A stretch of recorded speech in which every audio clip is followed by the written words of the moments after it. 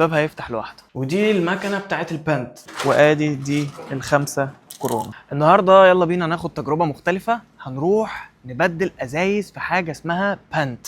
البانت ده يعني ايه؟ يعني انت لما تشتري ازازه تشرب منها ميه او ازازه عصير او اي حاجه، بيبقى في عليها كلمه اسمها بانت، وبقول لك سعر الازازه دي كام. الازازه دي بعد ما تخلص ما ترميهاش، لان انت ممكن تاخدها وتروح تبدلها، والفلوس دي ممكن تبدلها من السوبر ماركت او تشتري بيها اي حاجه تانية انت عاوزها. وصلت عند ريتل روم، اللي هي سايكلينج روم، اللي بيبقى فيها اعاده تدوير المنتجات والازايز والحاجات اللي زي كده والكرتون كمان وكل حاجه. وشوف بقى التكنولوجيا، ده الباب.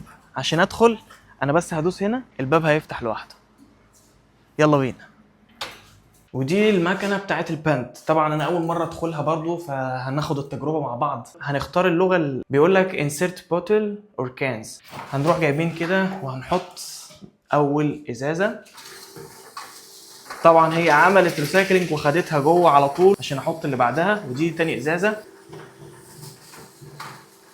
خدت تاني ازازه.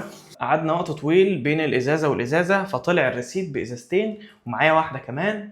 فهندخل الاخيره وهيطلع لنا ريسيت مختلف، بس هنعمل برضو اللغه انجلش عشان لو قالوا لنا حاجه نبقى فاهمين بيقولوا ايه.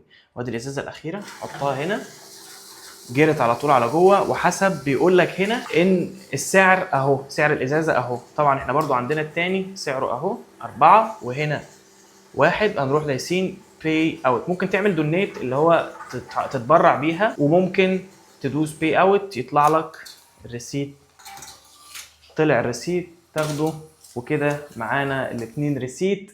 ممكن تاخدهم وتخش تبدلهم في اي سوبر ماركت. برضو سايب لك هنا مناديل مبلله عشان تمسح بيها ايدك بعد ما تخلص العمليه دي. لو الازاز يعني كانت متوسخه والكلام ده، فانت تمسح ايدك بالمناديل دي. تجربه حلوه. ويلا بينا نطلع على السوبر ماركت عشان نشتري حاجه بالاتنين ريسيت دول.